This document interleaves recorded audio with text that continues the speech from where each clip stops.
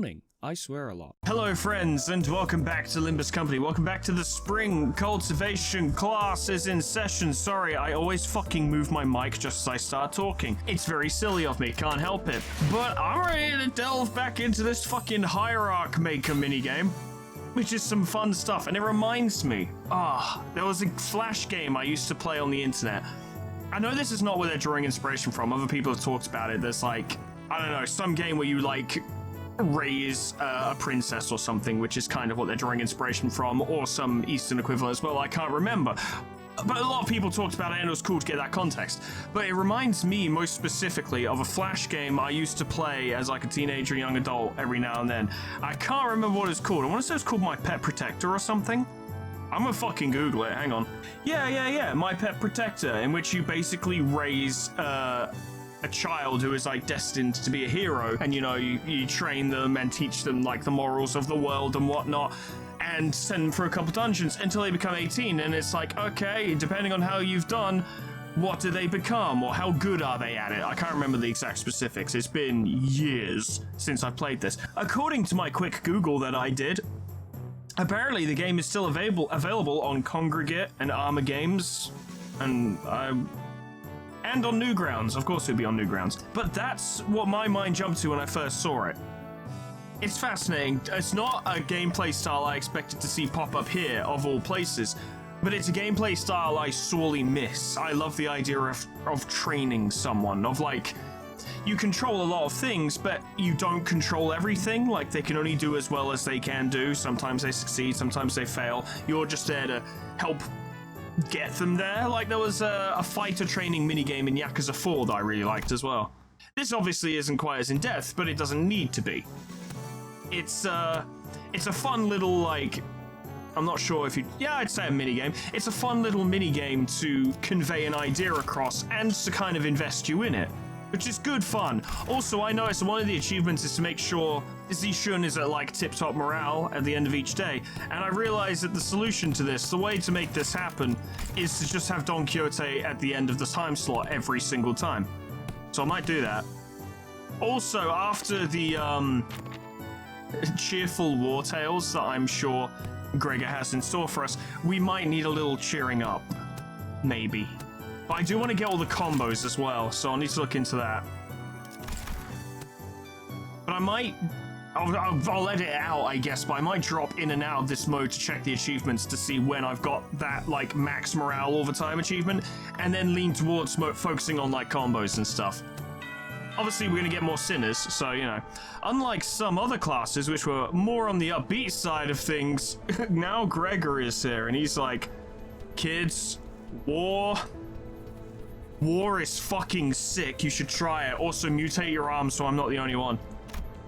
The room's air fell grim and solemn as soon as everyone saw what Gregor had written on the chalkboard. Ah, boy, here we go. I'm surprised by how little this is actually going to affect morale. On war.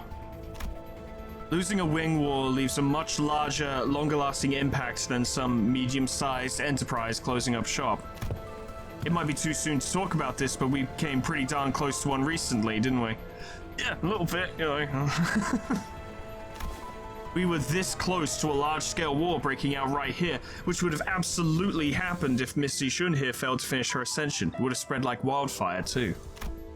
So, my class is going to be what exactly happens when a war... Oh. The piece of chalk slipped from Gregor's fingers as he went to scribble something on the board. His left hand was trembling as though the room's temperature had plummeted only for him. PTSD's a rough mistress. Man, why is it gotta... Excuse me, Miss Zilu, is it okay if I smoke? Go ahead. You good? Well, when else am I going to get a chance to share the realities of war right to a wing chief executive officer's face, huh? It's a big moment. It's just extremely painful. The moments that just don't come off your skin, no matter how hard you scrub at them. Hey, take a break if you need it. I'm going to listen to every word you have to say here today, no matter how long it takes. Ah, she's a good egg. Man, do I appreciate that sentiment, because it's going to take a fucking while. I have 9 more labor mandatory smoke breaks before the hour is up, don't you know? Well, still though, I can't dilly-dally when Misty Shun's got other stuff to deal with, huh? So, let's take a look at how things were at the very beginning of the Wing War. He's chain smoking the whole time.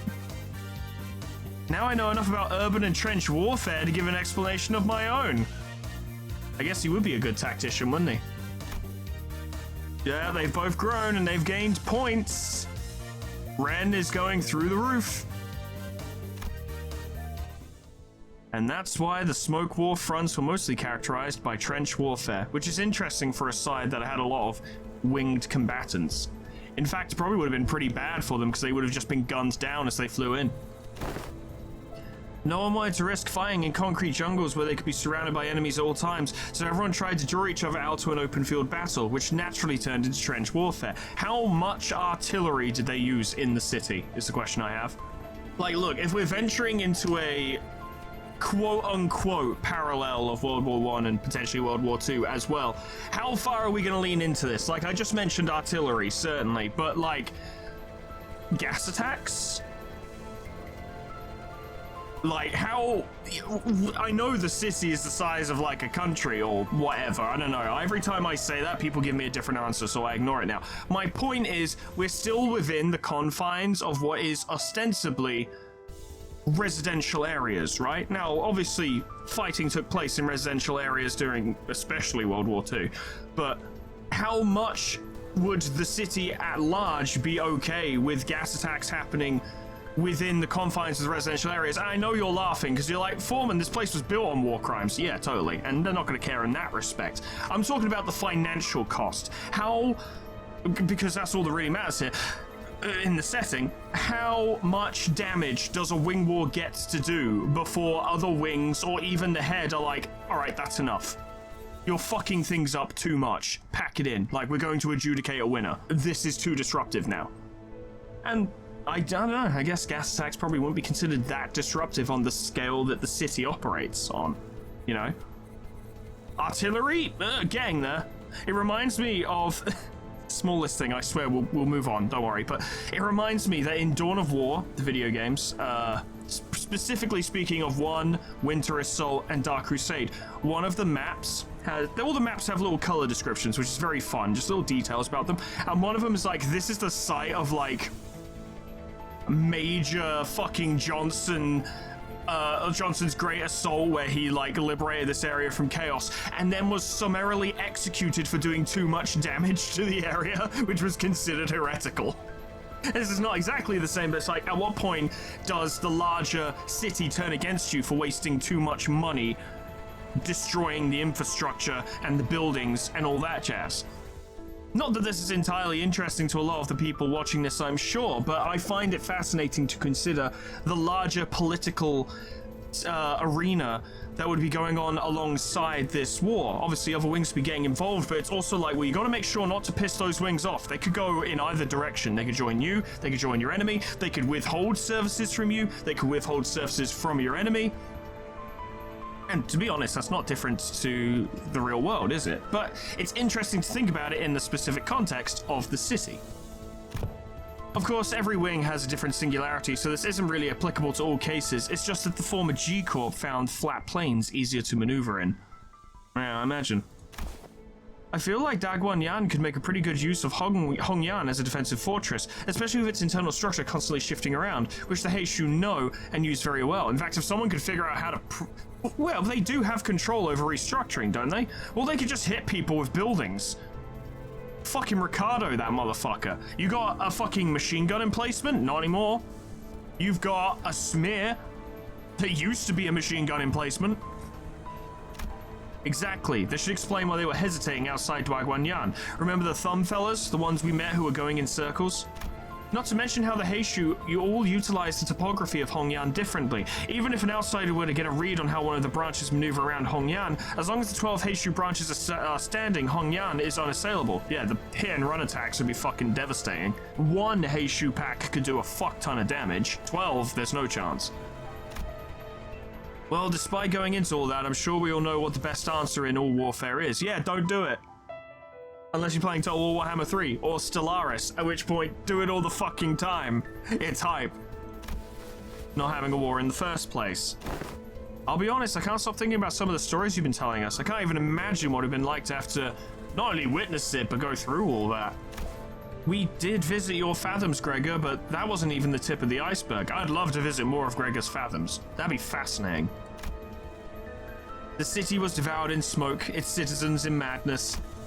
He'd always shrug off those stories as ramblings of the past, but during the war, he stood at the center of the heartless machine that was the city, its every gear calibrated to slaughterhouse precision to maximize the death of its people. I guess I'm inclined to think the economy of the city is probably so fucking strong and regimented as well. It all goes to where it needs to go, basically, which is not the people, that it could probably survive quite a lot of destruction. And indeed, there is quite a lot of destruction on a daily basis in the city, even before the abnormalities started doing what they do. It's interesting to think, though. There, he must have witnessed things far worse than the worst the city presently has to offer. Well, it's worth mentioning that Roland and Salvador had their minds wiped after the Smoke War. Some vestige of that memory remains, but by and large, the memories were wiped. Was Gregor's wiped? But then we have to consider the fact that Gregor may not have been privy to as much as Roland and Salvador, because they were probably operating on a much higher level scale, fixers hired for elite ops and shit like that, whereas Gregor would have been more of a foot soldier. But he probably would have still seen shit. Would he have been privy to the singularity? It's hard to say. His eyes gazed beyond the veil of the bygone past, shaking restlessly in pursuit of what was no more. Oh boy, sorry fellas, I'm afraid I got carried away lamenting what happened, so that I forgot this was supposed to be a class. I'll be sure to prep something more useful next time. No, everything you told me really solidified my resolve. This chaos within Hongyan needs to come to an end soon, lest something so horrible could happen. I'm heading to my next class. Wait for me! She's a good kid. I trust her with my 6.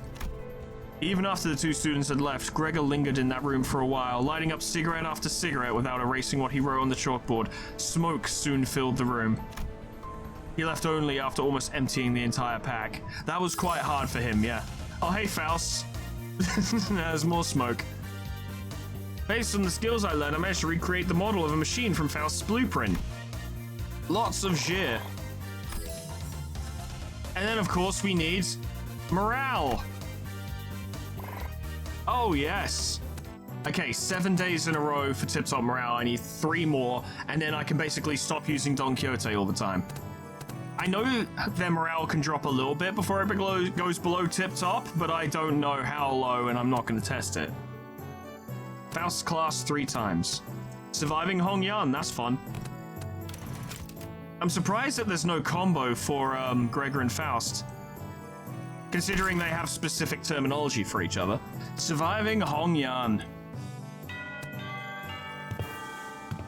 Hey, it's our girl. Best girl. How are classes going, Zishun? I'm not you, big bro. I pay attention in class. Get fucked. Oh, hello, Miss Dayu. She was really insistent on helping me out, even though I refused because she looked preoccupied. The moment I found out about the contents of his lesson plan, I simply could not allow him to do this alone. Looks like it's going to be another serious class. Apologies for the delayed greetings. Dayu of the Lin family formally extends her greetings to the venerable hierarch. I'm well versed in this shit. Been a while since I heard that greeting around here. Wait, what about Big Sis Bao Chai? Are you sure it's okay for a Zhu family bodyguard to be here? I am no longer employed as Miss Bao Chai's guard. Good, honestly, that was gonna get you killed and quick. Wait, don't tell me we got you for... Everything I did that day, including accompanying you, was under Miss Bao Chai's orders. As for why she no longer needed my services, I don't understand myself. She suddenly let me go after the trouble was over. And then she immediately was like, yo, I'm totally gonna vote against Zishun in the vote of no confidence, Lamau. Definitely nothing behind this, don't worry about it. Definitely not being coerced. So, what's there for you to teach me, big bro? Your last lesson plan about not making things awkward got vetoed by Zilu, so... He's like, yes, so I've come here to make things awkward. You could have taught me a thing or two if we were still kids, but come on, you spent most of your time stuck in Yi Hongyan before leaving Hongyan. I don't know what you could possibly have to teach me. Haha, don't you worry, Zishun. This is the one thing I think I'm pretty good at. My lesson for Zishun and Sinclair is... In clear, neat handwriting, Honglu writes surviving Hongyan on the chalkboard. Oh, well, I don't think I need any help in that department from you. That's true, he got assassinated in Canto 8. Like, actually assassinated.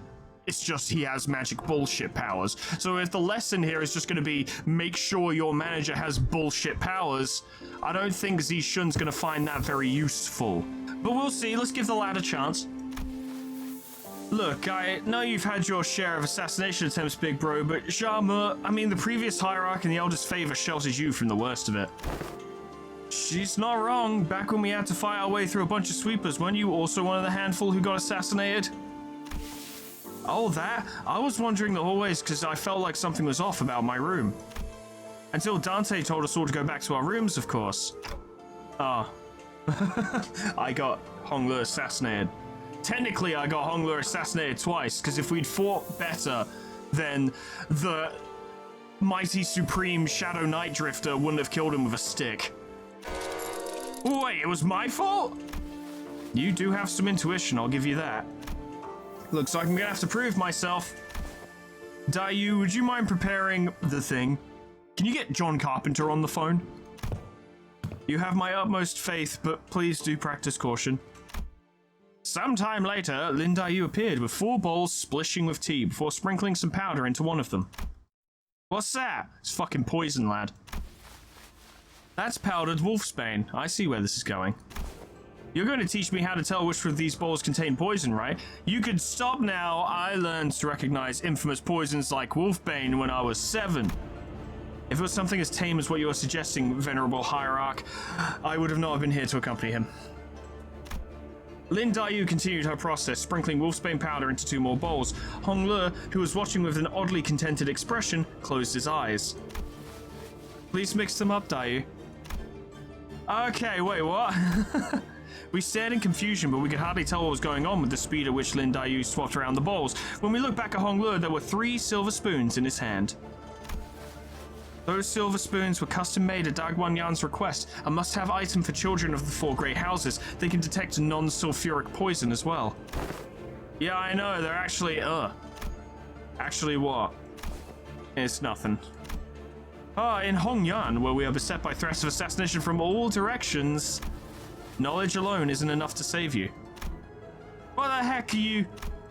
But Honglu opens his eyes before Jia Xishun can finish her sentence. Then he throws the silver spoon in his hands like throwing pins toward 3 of the bowls. Unnecessarily cool, I appreciate it. And immediately chugs the 4th bowl, which he hadn't thrown a spoon at. Holy crap, are you insane? You barely even checked them before... Jiren's tea is always delicious, even when cooled. The 3 silver spoons Honglu had cast earlier were slowly melting away after becoming tarnished black. Is wolfbane's poison supposed to melt through metal? People like to be thorough with their poisons in Dagwan Yan. Since everyone's been trained for immunity since childhood, you have to make a mixture of various poisons to have a real effect. That's cool, everyone here is basically a Mithridatist. Fine, I don't even want to argue. What's your secret? Oh, no, too. Do they sound different or something?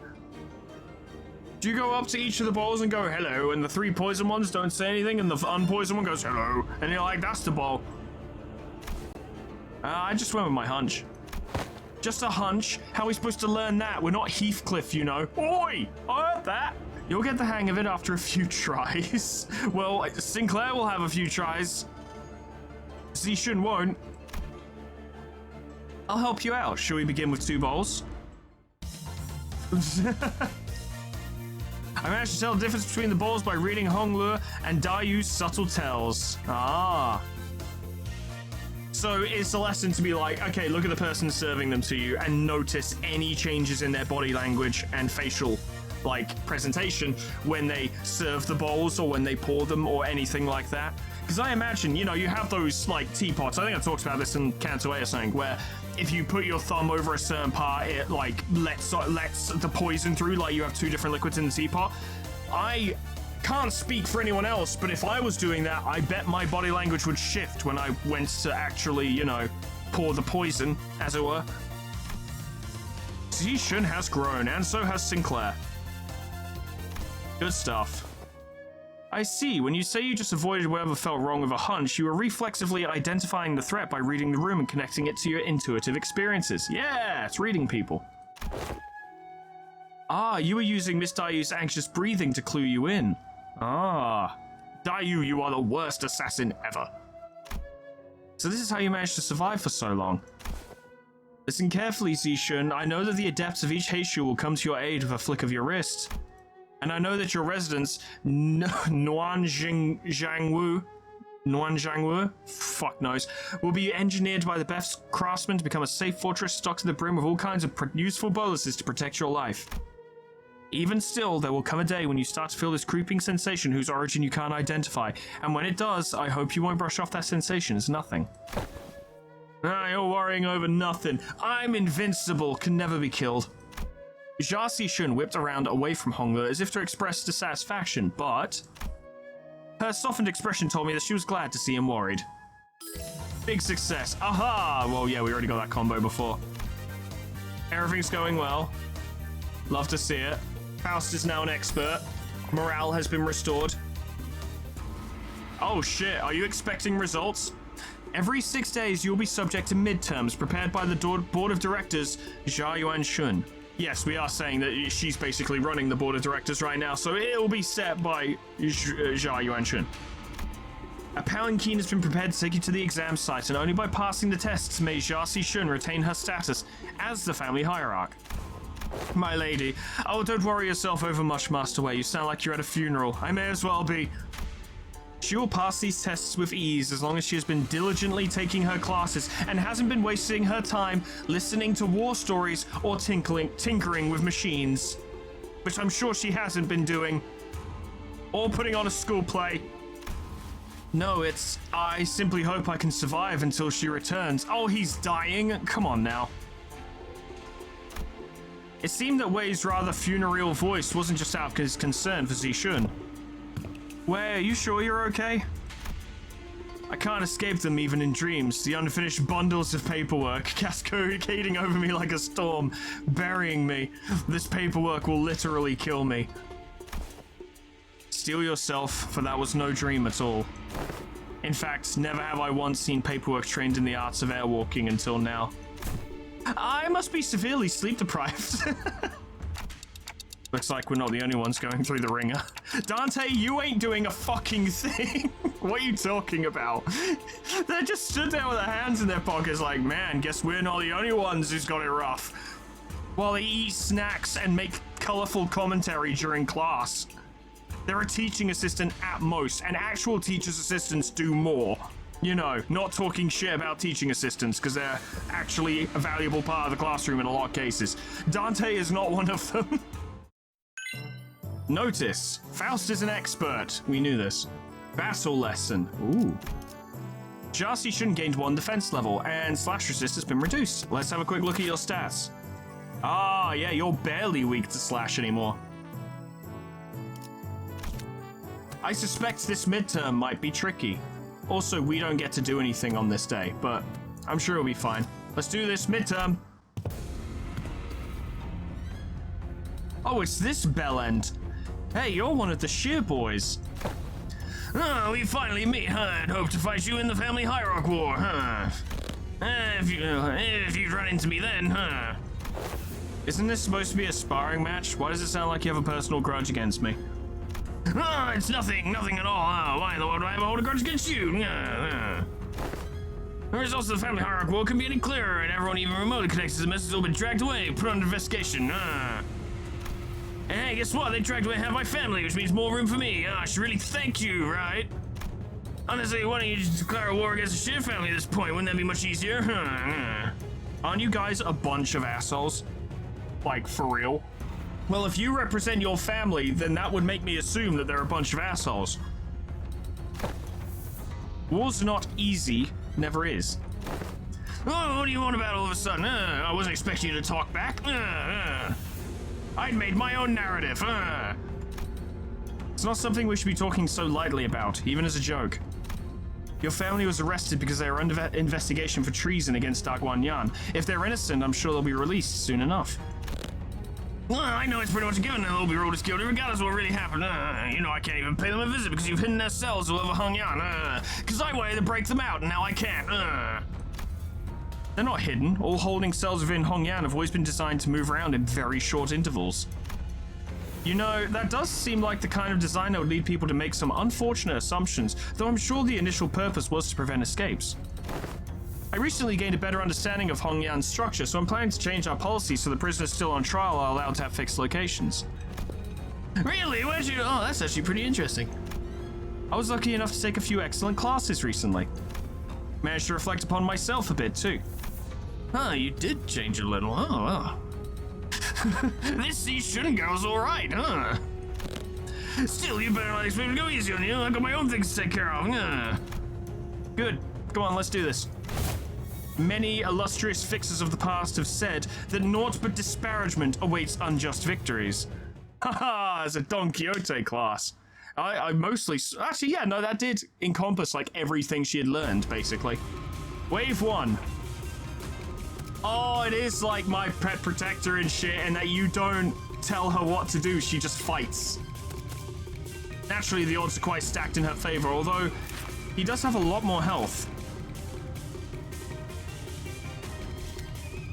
Go on, Zishun, kick his teeth in. Oh, it's not even close. He's like, the fuck happened? More Crimson Strikes, fucking do it. No fucking chance. Nice one, lads. You've got 11 rupture. No, scratch that. You've got 11 rupture count. Wow. She stacks rupture better than any of us do. Crimson Spring, Crimson Phoenix. We got some good moves coming in. Go on, lass. If you can no-hit this boy, that'd be a good sign. Yeah, he's doomed. Oh, wait. No fair, I wasn't ready. God, he is shit, isn't he? I mean, that one's favored, so we might fail it. I would love it if she no-hit this, though. How close are you to staggering, lad? Not very close at all. Okay. Oh, no chance. You're an idiot. Oh, you're so stupid. And you're dumb, and your hair looks awful. It doesn't, but I'm just trying to demoralize him, you know?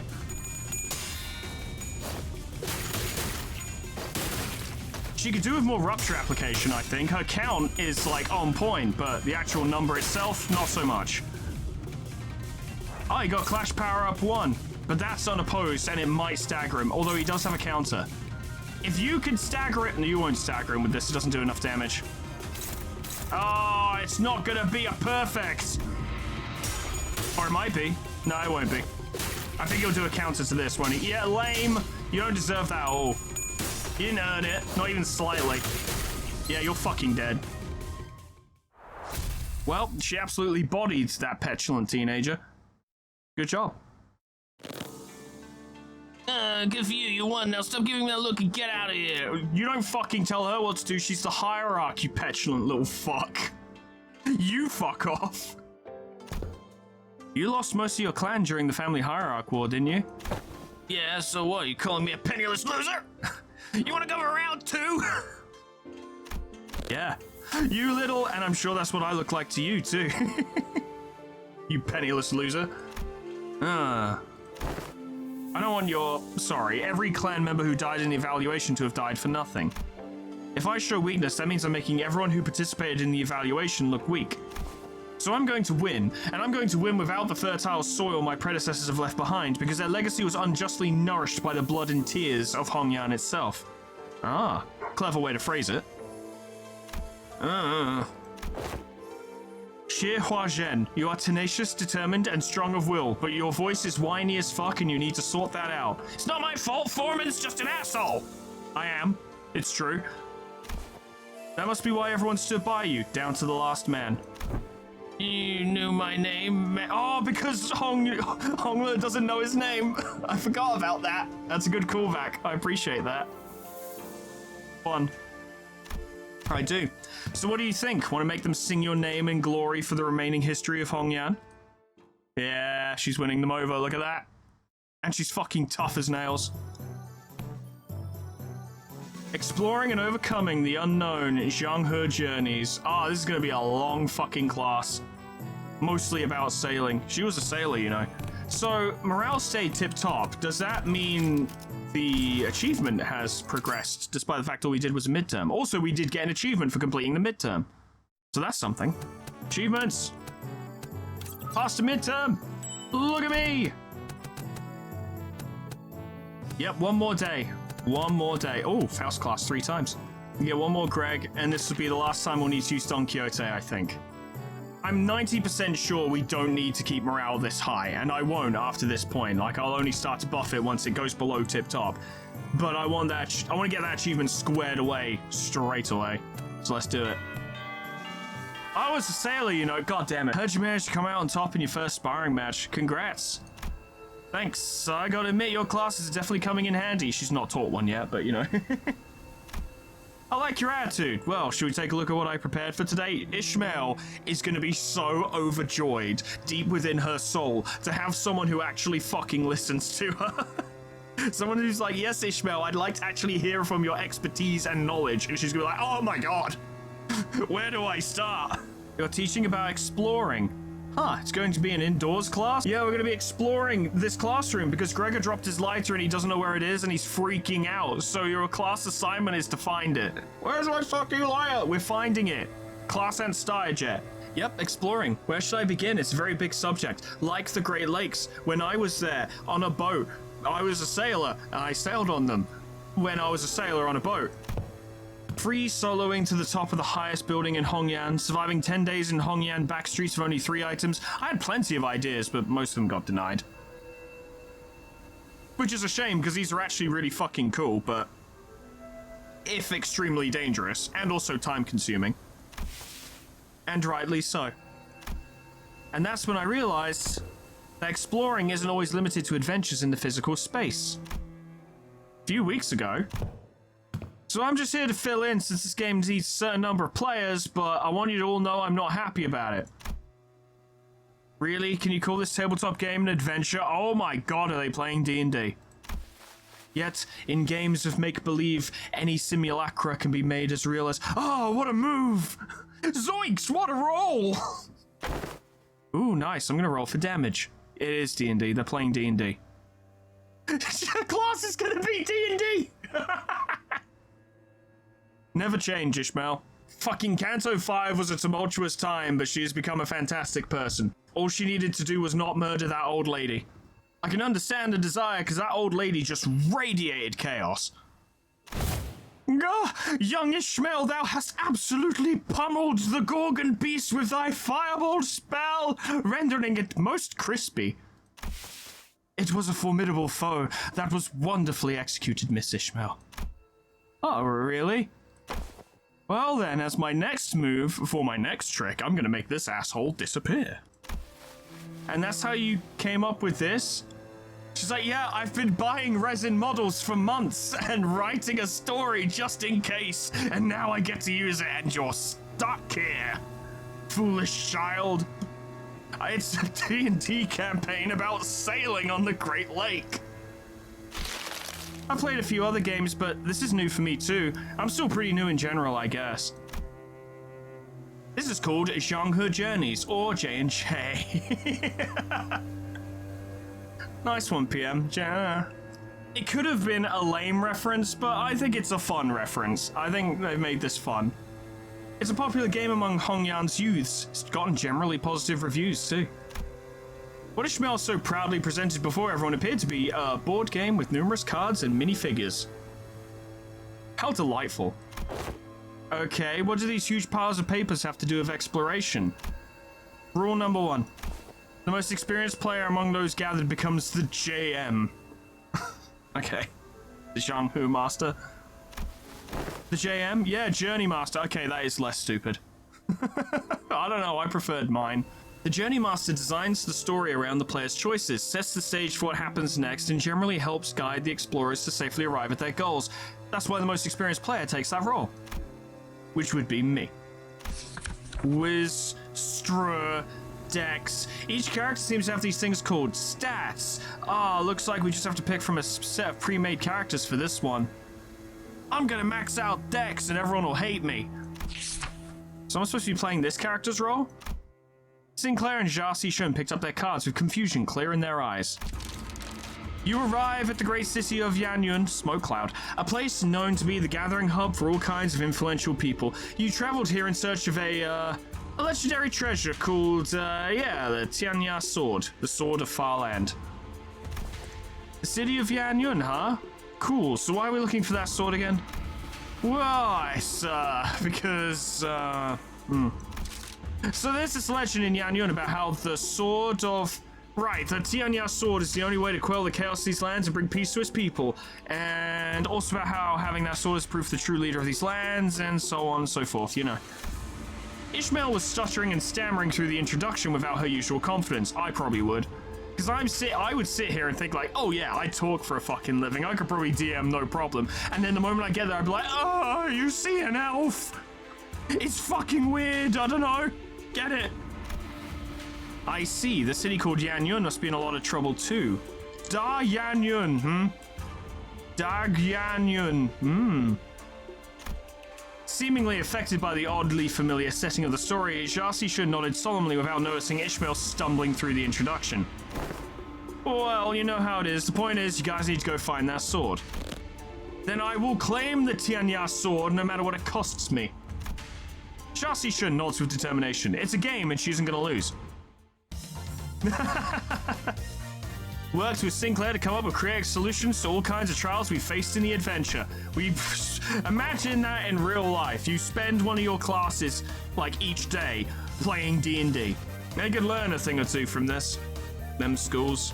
From the rumors you've gathered, it seems that the Kajan Keep might have heard of the whereabouts of that sword. What will you do? I walk up to the Kajan Keep, chat him up, try to gain his trust. You sure? Remember, your wisdom is extremely low right now, which means you'll find it hard to form even the simplest sentences. Buh! Sword where? Remember, you're basically playing as Heathcliff right now. What if I found a different way to gain this Kajan Keep's trust that doesn't involve sweet-talking him? I do have a pretty high strength stat, which should give me access to certain alternative methods of persuasion that doesn't require skill in speechcraft. Hold on, I'll try to convince the Kajan Keep. I think I got a decent chance of this, my wisdom is pretty high. And you pass the check. The Kajan Keep looks at you, having lowered his guard, and then Sinclair punched him in the face. Down he goes, like a sack of boners. Oh, not you, Sinclair, he's still pretty wary of you. Oh, okay then, I guess I'll just stand in the corner over there, unsheath my weapon, and play around with it for a bit. That's what he expects me to do anyway, isn't it? Funny that I'm also using a halberd in this totally made-up fantasy game. You're just role-playing Heathcliff now, aren't you? Bat, bat, bat, bat. Remember. Kathy. Who's Kathy?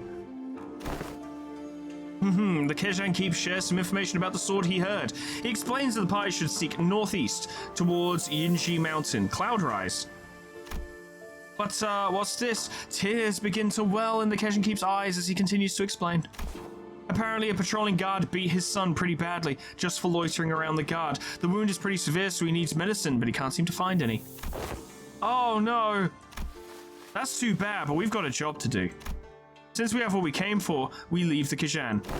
Well, they say that JMs aren't supposed to interfere with the player's choices, but let's be honest, I would have made the same choice. You can't stop and help out for every little side quest when there's a whole adventure to go through.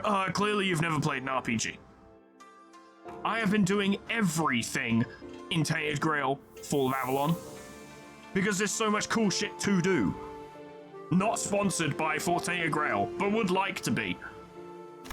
No, we're not leaving. I'm gonna get him that medicine. What? After a few turns of various trials and tribulations for Sinclair, the Kajan Keep's son, who fortunately was able to recover, hears your story and hesitantly shares what he knows. You realize he's talking about the fairy Yaoguai, guardian of the Tianya sword. If Fallout is anything to go by, that's a bear. Are we gonna get Heathcliff in for this one as well? Oh. He explains that the fairy Yaoguai's power grows under bright moonlight. Hold hold on, isn't it full moon right now? Then we should wait until the sky's overcast. Hearing that, the innkeep's son takes a quick look at the clouds and tells you it might be raining in about a week. Glad we helped him out. Oh, okay, let's make sure we've prepared before we go. I like that they're focusing on this one. I can't use this as a thumbnail because it spoils the fact that D&D exists in this game, and I think people need to experience that for themselves. You're gonna have to roll 50 or higher to hit. I know, I'm focused. Hey, I rolled a 16. With a final singular strike, the best ruiner build, shut your fucking mouth, from Jasi Shun, the fairy Yaoguai finally falls to the ground, defeated. Yeah, the Tianya sword is ours! Excited, the Pai runs up to the sword embedded deep into the earth and grabs enthusiastically upon the hilt. Ah, with this we can... However... The defeated fairy Yaoguai, whom the party assumed was dead, suddenly jumps to his feet and lunges at Jasi Shun, who just pulled the sword from the ground. No! I quickly get between Zishun and the monster. But if that's crits, it's going to be pretty deadly even for you. Let's see if you can make the evasion save. One and another one. Nope, that's a critical fail. That's a very Sinclair thing to do. It's okay. Please have a dramatic death scene.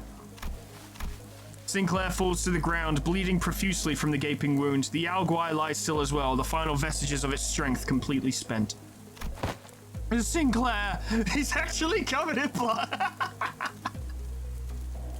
Well, they're really getting into this roleplay, aren't they? Goddamn. Go on without me. Take the sword. Go down to the village. Become the leader that they need. That sword is your proof.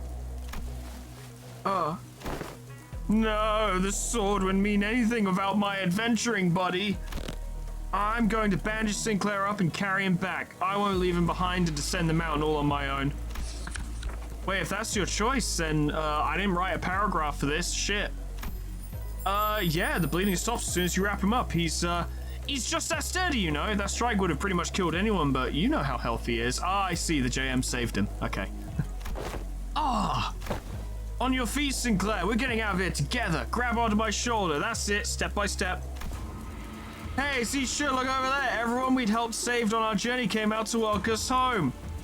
We're heroes and stuff. You're right. If it weren't for you, Sinclair, I would have never stopped and talked to every single villager to hear their troubles. I know everyone on a first-name basis.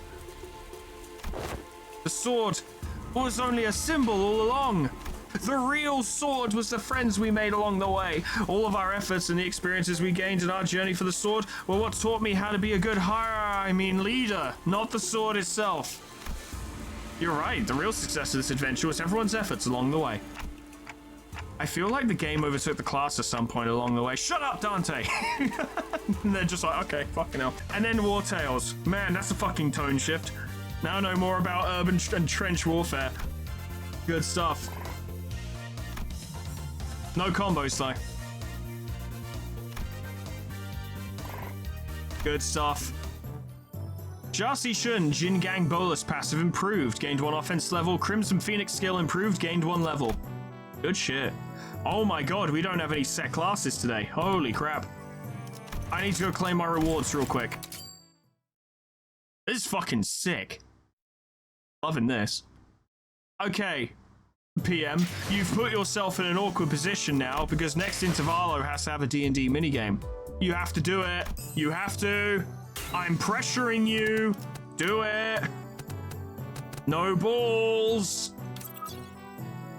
They don't have to do a fucking thing. But this is very fun.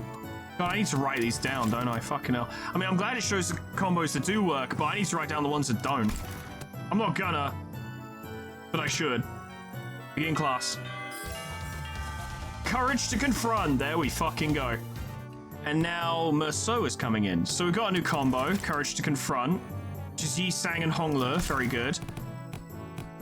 We'll get Don Quixote on at the end. Ooh, I think I've paired Don Quixote with everyone here, though.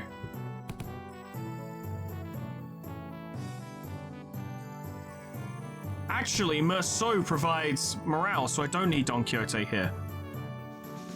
What about Faust And Ishmael? Ishmael's got a fucking combo with someone here, surely. There are so many goddamn combos. I mean, if I don't get all the combos on video, I can just do it in my off time, so it doesn't actually matter that much. But I'd like to try and get it all done in one go. It would be more efficient.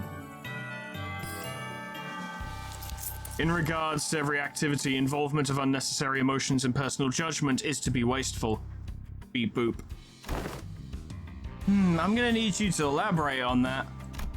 Then I will share an excerpt from Sinclair's exchange with the manager 32 days ago. Begin quote. 32 days ago, what? Excuse me, Dante. I'm sorry I have to, ask you this, but most of us are fatally wounded, so can you please turn the clock just one more time? He even did an impression. Merceau is a man who commits to the bit. You have to respect it. End quote. Unnecessary interjections weigh down your request. Wow, that's pretty bad. Did I really stutter that badly? It is a waste of time to involve emotions when delivering unfavorable news. The same message could have been delivered with merely 2 words. We failed.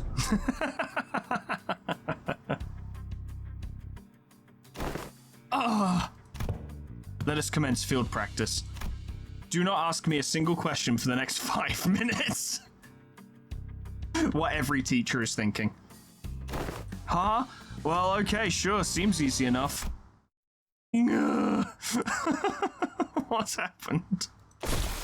Suddenly, Merceau let out a cry as he clutched his chest, then fell to the floor. Are you okay? Buster off! You've already failed, Sinclair. You were supposed to not ask a question. Merceau, you okay? His eyes snapped open. Both of you failed. Very disappointed that the manager failed as well. Task failed. 5 minutes have not passed.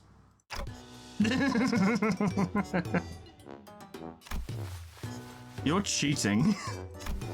This reminds me of the incident Sinclair had so desperately wished to hide. What? The what who wished to what? Despite your belief that no one would ever find out your secret, there was one person who got to the bottom of the incident. Oh, come on, just what did you see? Failed again. He got me that time as well. I had no idea we'd started again. I was leaning in and everything. That's really funny. Took the class. Got better. Oh, cool. 9 to 5. Yeah, combos of Ishmael. Nice one. Prep time. Combos of Ishmael. Nice one. This was a pretty good overall. Well, yeah, actually, no, this was a good combination overall.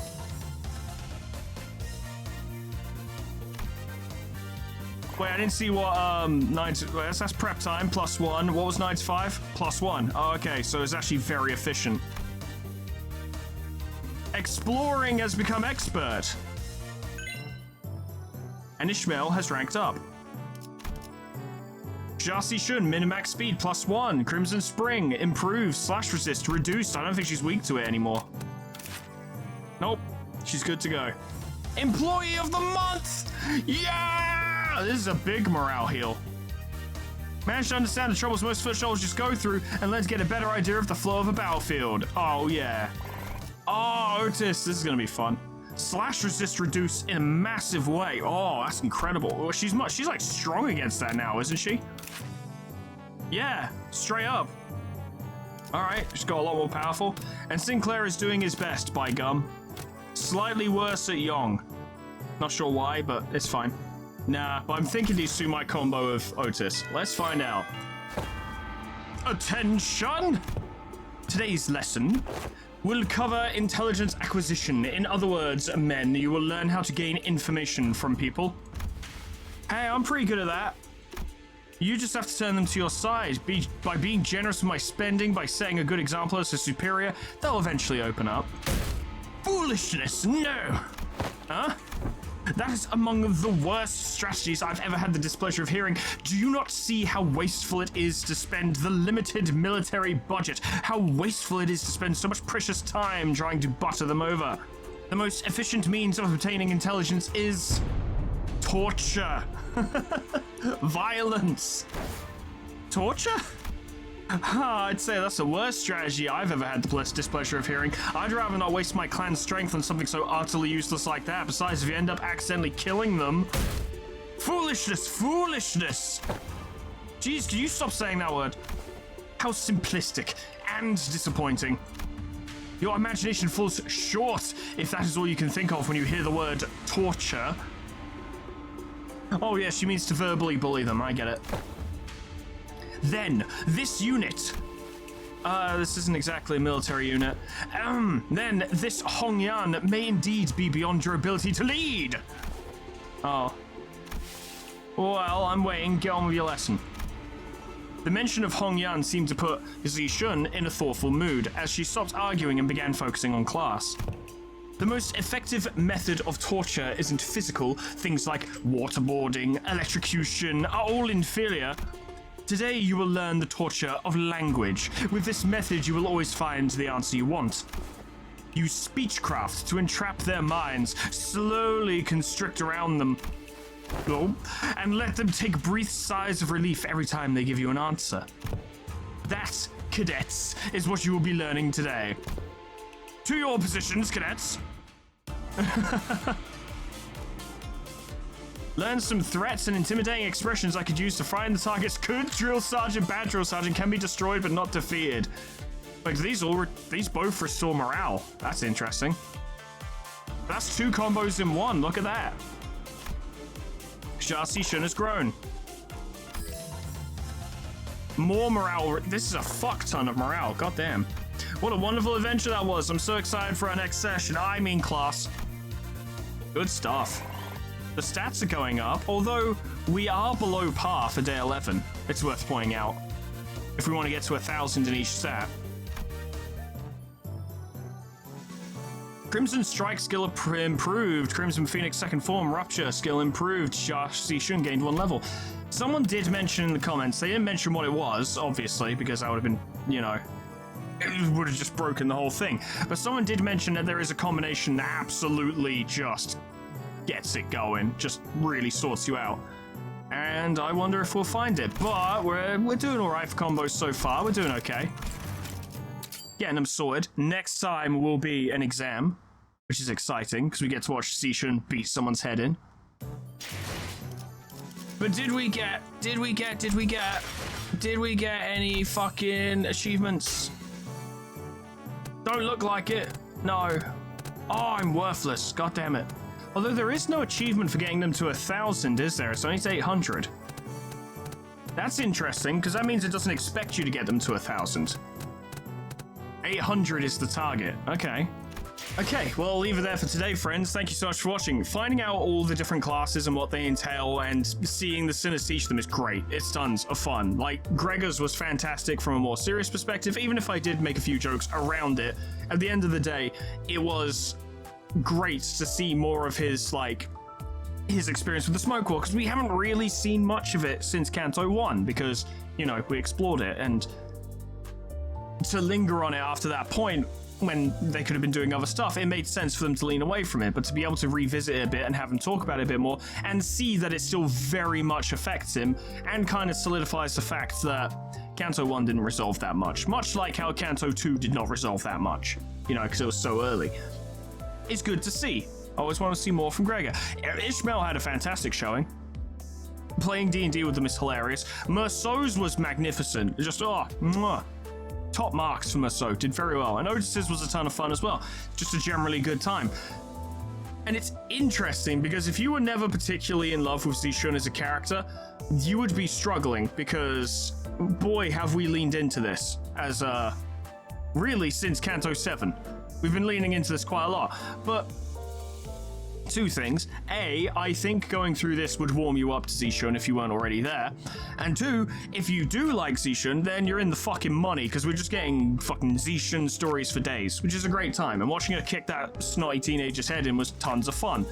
But I assume there'll be more of that next time. Friends, thank you so much for watching. Special thanks to our members and patrons: Prince of Lemons, Moon God, Critfinity, Megan, Addison Cells, Voltwolf, Miscreant, Rakuriku, Crescent, Sonny the Horse, Slide Exire, Abyss Lanchi, Princess, Jacomi, Mr. Chrono, Superstitics, Fireheart, Mighty PH, Enterstory, E, Lemvelli, Engage Johnson, Hotchaman, Saga, Jack, Ninjog, Emma Fox, Grand Captain, General Peace, Mean Baby Back Turtle, Cuds, Canis Mario, Portrait of Brack, Lifesteal, Mega Mr. Z-Man, Unclever Name, Summercat, Flanny, Painted Goo, Lip Potatoes, Proxy, Caminera, Moa, Heartland, Harrick J, Dresso, Sion, Zlol, Etherbin, Linky, Zion, Cedar, Bimbo, Alkia, Honeydew, Sweet Pepper Red, Just Kitty Batoning Pie, Dream Ghost, Apollo by K-Bob, Magic Cow, The Frostbite, SB1068, Namad, and Kenny T800.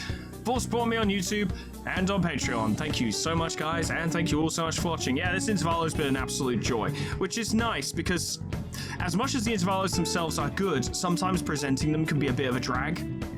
You know, because I have to talk so much, and like most of my job is reading. And it's funny because here, the Intervalo, the whole thing is reading. I haven't done any combat, not even a little bit, but it's broken up and it's presenting fun stuff, more overtly fun stuff, whereas in other Intervalos it can be a bit more subtle. Hell's Chicken was not fucking subtle at all. It's an enjoyable experience. It feels much more laid back. I don't feel like I'm like scanning the fucking lines looking for something interesting to talk about. It's just providing them to me on a silver platter, which is greatly appreciated. And it's also just really funny. So yeah, it's been a ton of fun so far, and I'm looking forward to more. Thank you so much for watching, and whatever happens next time, hope I see you there. Toodles. Goodbye.